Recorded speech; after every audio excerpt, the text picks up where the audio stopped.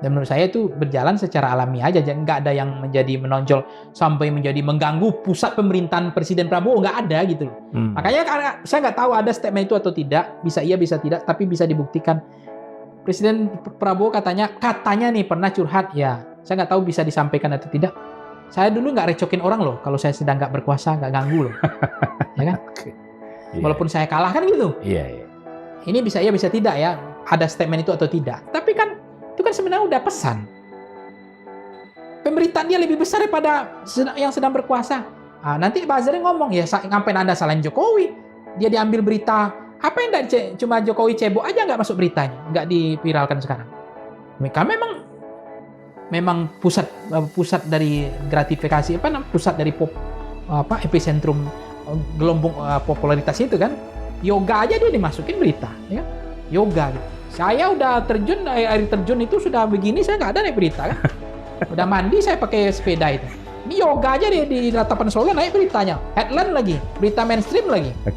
Kan hebat. Memang itu alamiah. Tai kucing alamiah itu. Ada duitnya itu, ada operasionalnya itu. Ada rampasan perangnya itu. Dan Pak Prabowo tidak nyaman dengan itu sebenarnya? Nggak nyaman, bagaimana orang sedang berkuasa. Prabowo disebut tak nyaman, Dr. Pangi ungkap sorotan tajam ke Jokowi. Direktur Eksekutif Foxpol, Dr. Pangi Syarwicaniago, menilai aktivitas politik Jokowi masih menjadi sorotan besar media. Ia juga menyampaikan dugaan bahwa Presiden Prabowo disebut pernah mengeluhkan dirinya tidak mengganggu pemerintahan setelah kalah dalam kontestasi. Menurut Pangi, aktivitas Jokowi bahkan seperti yoga di Solo bisa menjadi pemberitaan utama. Ia kemudian mempertanyakan, apakah kondisi tersebut membuat Prabowo tidak nyaman? Apakah ini sekadar aktivitas mantan presiden atau mulai menjadi dinamika politik yang mengganggu pemerintahan Prabowo? Ini ada apa gitu kan? Nah ini nggak boleh terjadi. Jadi kita udah, tradisi politik apa yang sebenarnya sedang dibangun oleh keluarga Solo ini? Tradisi politiknya nggak ada. Tradisi politik kelicikan sebenarnya. Dan kelicikan itu boleh nggak dalam politik? Ya boleh, nggak ada masalah. Karena ini soal merebut kekuasaan kan, mempertontonkan kekuasaan beliau bahwa beliau masih punya pengaruh yang besar. Kelicikan sebenarnya. Tapi itu kelicikan dalam arti ya bagaimana memastikan semuanya dinastinya, problem-problem masa lalu beliau tidak bunyi, aman semua, ya kan? Sekarang saya kasih contoh ya. Coba berikan penjelasan sama saya. Bagaimana mungkin ini logik, masuk akal nggak? Orang yang sudah nerima amplopnya, udah di OTT orangnya, barangnya udah bukan 1 kali 24 jam, udah 12 hari, bahkan ada yang sebulan, ada yang seminggu. Bahkan katanya amplop pun dibalikan belum utuh. Yang Raja Semak Belukar ini nggak bisa disentuh oleh KPK made in Jack katanya. Yang panselnya dibentuk di akhir kepengurusan dia sebagai presiden. Harusnya pansel hari ini itu adalah, KPK hari ini adalah hasil pansel yang dibentuk oleh Presiden Prabowo. Sehingga KPK itu dalam kendali Presiden Prabowo. Kejaksaan dalam kendali Presiden Prabowo dan seterusnya. Kenapa? Karena dia panglima. Tapi bagaimana penjelasannya tiba-tiba di akhir masa jabatan dia maksa bentuk pansel baru untuk memilih komisioner baru, lahirlah seperti persepsi publik mengatakan KPK made in Jokowi. Ketika dalam pemberantasan korupsi punya intensitas konflik kepentingan. Privat jet pernah dengar nggak? Ya. Hilang. Blok Medan hilang. Ada kemarin kepala dinas ditangkap semua di Sumatera Utara katanya, tiba-tiba begitu gubernurnya hilang. Bukan Sumatera Utara, pokoknya bukan Sumatera Utara, pokoknya Indonesia bagian utara gitu loh. Ya. Supaya aman kita ini kan. Indonesia. Kita kan nggak pernah sebut nama orang, ya kan? Nanti, tiba-tiba ada yang udah nyerahin mensreanya jelas, gitu. Nah, sementara yang OTT yang kepala daerah ini barang yang nggak diapa, ambil. Saya khawatir ini, aman masuk aja partai ini, partai aja. Dr. Pangi sorot tradisi politik keluarga Solo, kelicikan, dinasti, dan KPK. Direktur Eksekutif Foxpol, Dr. Pangi Syarwicaniago, melontarkan kritik tajam terhadap apa yang ia sebut sebagai tradisi politik keluarga Solo. Menurut Pangi, politik dinasti dinilai dibangun dengan memanfaatkan sisa kekuatan lama untuk membentuk kekuatan baru. Pangi juga mempertanyakan dugaan adanya perlakuan berbeda dalam penegakan hukum dan menyinggung posisi KPK. Benarkah ada kekuatan politik yang masih terlindungi? Atau semua ini hanya persepsi dan analisis politik? Penyesuaian ya, kalau presidennya Prabowo ya kita loyal ke Prabowo kan gitu. Cuma melihat gelagat-gelagat sampai orang-orang lama ini ketika ketemu Pak Jokowi yang sampai Ya. saya lihat itu saya lihat ini ada apa gitu loh. Ya, ya. Hanya bisa itu kalau dalam bahasa Minang hanya Salong yang bisa menjawab. Oke, meskipun misalnya kita lihat di beberapa acara pernikahan, Iya, gestur dan responnya tuh terlihat sekali ya, udah. terlihat sekali. Bagaimana ini sejarah pertama dalam Indonesia yang dikatakan semua mantan presiden akan menjadi lamdak, akan jadi bebek lumpuh dan akan ditinggalkan oleh kekuasaan. Tapi pada Pak Jokowi, rumus ini, mazhab ini, tradisi ini tidak berlaku. Patah di tengah jalan. Pertama kali. Kan itu canggih. Nah, ada apa? Memang dia pintar, hebat. Ngomong aja saya orang deso, saya orang kampung, saya nggak ngerti apa-apa, saya orang bodoh, kan gitu terus. Oke. Tapi otak politiknya, kelicikannya luar biasa. Dan itu sah nggak? Boleh nggak? Ya nggak apa-apa, boleh. Nggak ada yang salah juga. Jadi orang ingin berkuasa selamanya sampai mati, sampai kiamat juga nggak masalah kok. Itu kan usaha, ikhtiar. Dia juga maju lewat instrumen demokrasi kok. Gitu. Kenapa Anda salah-salahkan beliau? Nanti kan saya dituduh ke sana.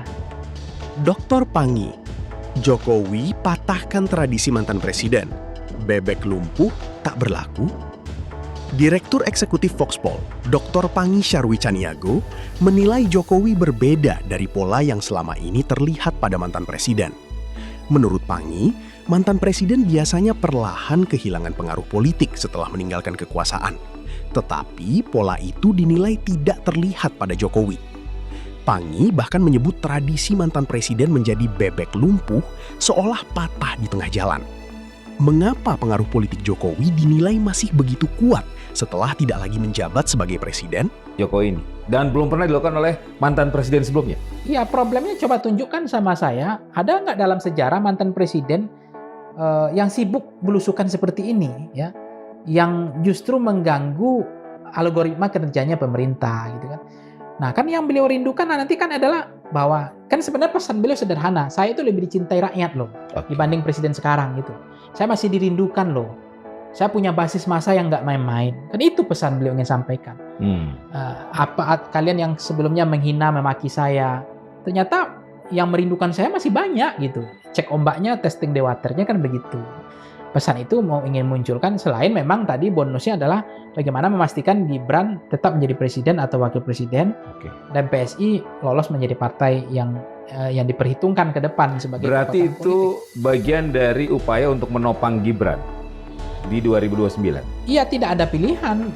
Beliau kan ingin bagaimana memastikan Gibran tetap menjadi wakil presiden, menopang kekuatan Gibran. Kekuatannya itu partai politik gitu ya. Dan untuk apalagi besok kan parliamentary president threshold udah 0%. Artinya peluang beliau untuk betul-betul serius di situ akan menggarap ini akan lebih serius. Dr. Pangi sorot safari Jokowi.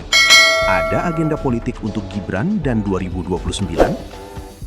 Direktur Eksekutif Foxpol, Dr. Pangi Syarwi Caniago, menilai safari politik Jokowi tidak semata-mata soal nostalgia atau kerinduan masyarakat.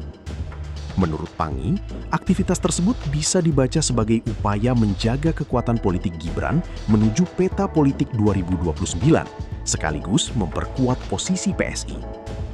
Pertanyaannya, apakah safari Jokowi benar sekadar menyapa rakyat, atau ada kalkulasi politik besar di baliknya? Terjadi. Nah itu kan udah menampakkan nyaman nggak beliau begitu. Kan dalam eranya Pak Jokowi nggak ada itu yang Kapolri, Jaksa, KPK, satu aturan napas itu, satu aliran napas, satu ngatur napas, sama-sama bernapas itu. Jadi nggak ada di luar kendali kan, seolah-olah kan begitu. Tapi di satu sisi juga orang melihat persepsi lain, mazhab lain, justru Presiden Prabowo membiarkan supaya kebuka semua, memberikan ruang. Tetapi seperti tidak dalam kendali gitu kan, penegakan hukum kita. Karena ada, ya seperti ada matahari kembar gitu loh. Nah, kalau ada matahari kembar berarti yang rencokin, ganggu dong. Harus satu presiden, satu matahari. Supaya pemberantasan korupsi satu aliran napas. Itu loh lagi. Tapi itu tidak terjadi. Ya, lihat aja. Ya, rabab aja lah. Tapi udah 2 tahun loh. Udah 2 tahun. Ya, mungkin 2 tahun mungkin masih dimemakai orang-orang rezim lama itu karena dianggap masih bisa bekerja untuk rakyat, persepsinya. Tapi kan lihat aja hari ini tingkat kepercayaan publik ya, tingkat ini kayak tsunami kan turunnya. Nah menurut saya mau diresapel akhirnya nggak jadi gitu. Saya nggak tahu, tapi intinya sih boleh jadi dua hal. Pertama, Presiden Prabowo menyadari ini tapi membiarkan dulu sampai pada akhirnya tahu aslinya gitu. Yang kedua, memang Presiden Prabowo sedang menyiapkan sumber dayanya untuk mengisi orang-orang penting ini gitu, untuk menggantikan orang yang tidak punya kapasitas tadi. Apakah bisa dikatakan hari ini Pak Prabowo belum terlalu percaya diri untuk menghadapi itu, sehingga masih dalam proses penyiapan? Ya kalau ilmu saya kan begini, kalau orang udah percaya diri itu sebab nyembeli bebek itu, jadi sekali potong udah bebeknya terbang, nggak ada lagi, udah langsung kelepak-kelepak ke situ. Tapi kalau nyembeli bebek ragu-ragu, bebeknya kita yang terbang, bebeknya juga terbang, karena nyembelinya ragu, karena napas bebek itu lebih beda dengan ayam potong gitu, ayam petelur. Nah itu kan ragu beliau di situ, atau beliau memang mazhabnya mazhab lama.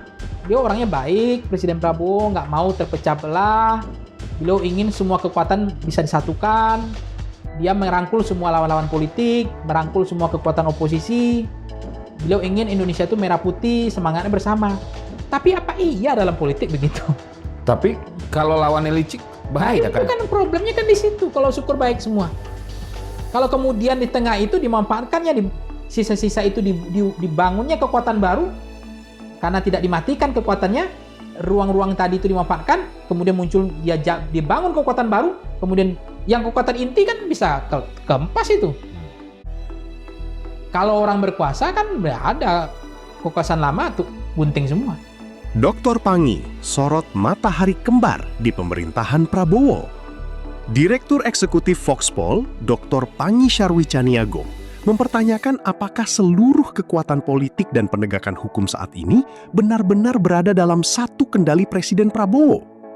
Ia menyinggung munculnya kesan matahari kembar ketika kekuatan lama masih memiliki ruang untuk bergerak dan membangun pengaruh. Menurut Pangi, kondisi seperti itu berpotensi mengganggu konsolidasi kekuasaan jika tidak segera ditangani. Benarkah ada dua pusat pengaruh politik, atau ini hanya persepsi dalam membaca dinamika pemerintahan? Ya sebanyak itu orang yang suka, sebanyak itu juga orang yang benci. Dan fase kerinduan beliau itu sebenarnya belum ada dalam teori politik saya ya. Karena fase kerinduan itu kan fasenya mesti 10 tahun. Tapi kalau ini unik nih, kalau misalnya 2 tahun udah rindunya semacam apa? Karena legasi lamanya masih banyak problem kan. Orang masih mengingat banyak persoalan hutang yang ditinggalkan 8.000 triliun, soal hilirisasi ugal-ugalan kemarin, tambang ilegal, termasuk penebangan hutan, ya, termasuk PSN yang bermasalah, menyerobot tanah rakyat, dan soal banyak kebijakan-kebijakan legasi, misalnya bendara yang dibangun yang tidak efektif, ya, IKN yang menyimpan masalah hampir hari ini, termasuk kunjungan infrastruktur yang beliau bangun juga banyak yang tidak tepat sasaran gitu. Nah, apakah semua masyarakat meyakini bahwa itu kerinduan? Ya saya mencermati juga tidak semua juga gitu. Tapi kan semua itu bisa dikondisikan kan. Beliau mungkin bisa meyakini, bisa mensterilkan lah lingkungan-lingkungan itu sehingga terkesan orang akan berebut salaman, akan berebut memeluk beliau, terkesan orang betul-betul mencintai beliau. Bahkan di bawah-bawah itu kan selalu mulai dibunyikan tuh bahwa lebih enak di era Pak Jokowi dibanding sekarang gitu kan. Nah itu kan bagian dari usaha ikhtiar beliau untuk menjaga istana pasir yang sedang dibangun, yaitu Gibran gitu, termasuk PSI dan seterusnya. Mengasuh ini maka dia punya niat, punya usaha melawan antitesis selama ini saya akan kembali ke Solo seperti rakyat biasa, itu tidak bisa lagi karena dia punya kepentingan agenda lain yang harus dimuluskan, dijalankan. Nah, kalau kemudian di dalam politik semua orang menyangka bahwa masyarakat awam kita itu ya persepsinya begitu Bang Margi, bahwa dia masih dicintai, bahwa dia masih dirindukan, lebih enak di zaman beliau karena fase itu semestinya 10 tahunan gitu. Jadi lahirnya SBY karena fase kejenuhan dari pemerintahan sebelumnya. Lahirnya Jokowi karena fase kejenuhan terhadap SBY yang 10 tahun ya. Nah, kemudian lahirnya Presiden Prabowo pasti kejenuhan 10 tahun dari Pak Jokowi juga sebenarnya. Karena mereka kan antitesis semua. Ini berarti prematur, baru 2 tahun dong, Pak Jokowi. Prematur banget, dan itu terkesan memang tidak alamiah gitu. Jadi memang terkesan itu dibuat, didesain gitu untuk segera dipercepat lah, dikarbit lah bahwa kerinduan itu sudah muncul lagi. Dr. Pangi pertanyakan kerinduan Jokowi. Benarkah alamiah atau dikarbit? Direktur Eksekutif Foxpol, Dr. Pangi Syarwicaniago, mempertanyakan munculnya narasi bahwa masyarakat sudah merindukan Jokowi, padahal baru sekitar 2 tahun meninggalkan jabatan presiden. Menurut Pangi, dalam dinamika politik, kerinduan terhadap mantan pemimpin biasanya membutuhkan waktu dan proses. Karena itu, ia menilai fenomena tersebut terkesan dikarbit atau dipercepat untuk membangun kembali sentimen publik. Benarkah kerinduan terhadap Jokowi muncul secara alami atau ada strategi politik untuk menghidupkan kembali pengaruhnya? Itu dibaca dan dimanfaatkan oleh Solo. Beliau memahami betul apa yang menjadi kelemahan. Presiden Prabowo kan dianggap polos. Jarang turun ke masyarakat. Kan itu yang dimanfaatkan beliau untuk turun ke masyarakat. Karena presiden tidak menyapa rakyat.